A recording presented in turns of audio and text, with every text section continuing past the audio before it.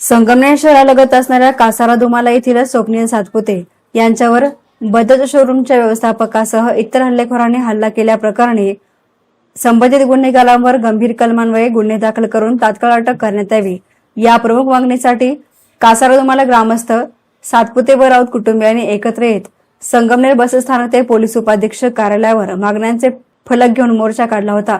या प्रसंगी संतप्त झालेल्या आंदोलकांनी बजाज शोरूम व्यवस्थापक सचिन पलोड प्रतिकात्मक प्रतिमा गाढवावर ठेवत निषेध करत स्वप्नील सातपुते यांच्या मातोश्री, पत्नी आणि अन्य महिला नातेवाईकांनी त्या प्रतिमाला जोडे मारत आपला संताप व्यक्त केला। संगमनेर तालुक्यातील घुलेवाडीतील मूळ रहिवासी असलेले आणि सध्या जामगाव राजुरी येथे वास्तव्यास असलेले त्र्यंबक राऊत यांनी बजाज शोरूम मधून चेतक या कंपनीची इलेक्ट्रिक दुचाकी खरेदी केली होती। वाहनामध्ये बिघाड झाल्याने त्यांनी ती दुरुस्तीसाठी शोरूम मध्ये आणली होती।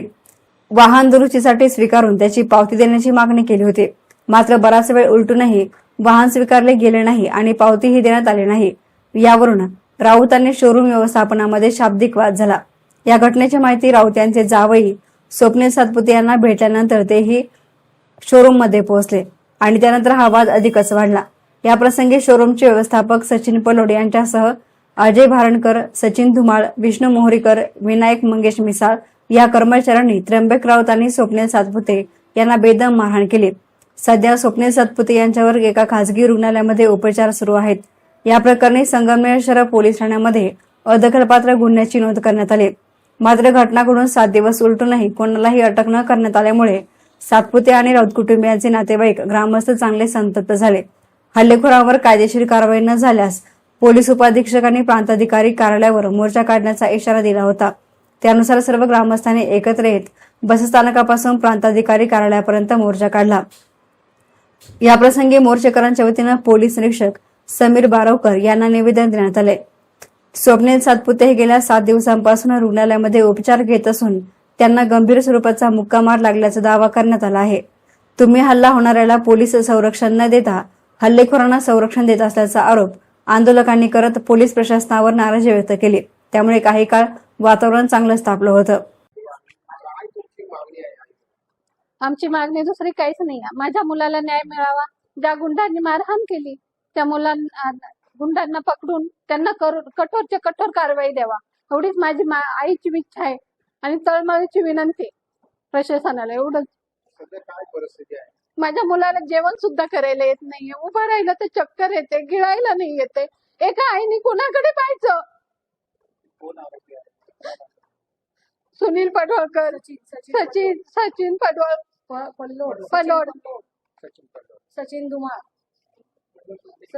सचिन धुमाळ, विष्णू मोहिरकर, अजय धारणकर, विजय वर्तल्ले। ह्या गुंडांना कारवाई झालीच पाहिजे आणि त्यांना कठोरच्या कठोर शिक्षा झाली पाहिजे, एवढीच माझी आईची इच्छा आहे आणि ती पूर्ण व्हावी एवढीच मी पोलीस प्रशासनाकडे मागणी मागते। आमची मागणी एकदम छोटी आहे की आम्हाला न्याय मिळावा। सर्वसामान्य माणसाच्या विरोधात हे जे आज हल्ला झालाय, या लोकांनी ज्या पद्धतीने मारहाण केलेली त्यातनं होणारा त्रास तुम्हाला प्रत्येकाने सांगितलाय, पण आज जर हा न्याय नाही मिळाला तर एक सर्वसामान्य जनतेचा हार होणार आहे याच्यामध्ये। आणि दुसरी बात अशी आहे की जे माझे मिस्टर आहे, माझे वडील आहेत, यांचे पूर्ण फुटेज मध्ये तुम्ही सगळ्या गोष्टी बघितलेल्या आहेत। त्यामुळे आमची फक्त पोलीस प्रशासनाला एकच विनंती आहे का तुम्ही कुठलाच पक्षपात न करता किंवा जे म्हणजे त्यांच्यावर कुठला दबाव असेल ना तर त्याची त्यांनी पूर्तता न करता आम्हाला न्याय मिळवून द्यावा।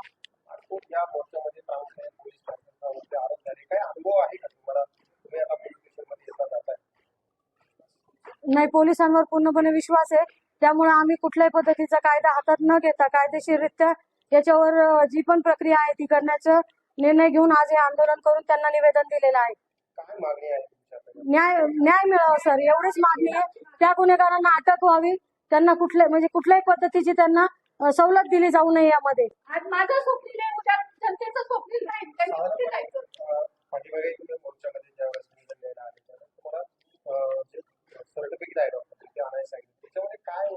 डॉक्टरांनी सिंपल सर्टिफिकेट दिलेले, पण आज 7 दिवस झाले माझ्या मिस्टरांवर उपचार चालू आहेत आणि या उपचारानंतर देखील त्यांना चक्कर वगैरे येते।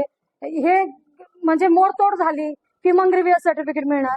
उलटी झाली ग्रीवियस सर्टिफिकेट मिळणार. माणसाचा जीव घेण्याचा प्रयत्न केला पण जीव गेला नाही, मग ग्रीवियस मिळत नाही. मग यामध्ये म्हणजे आम्ही करायचं काय? डॉक्टरांनी सिंपल दिली, आपल्याला कायद्याची भाषा कळत नाही सर.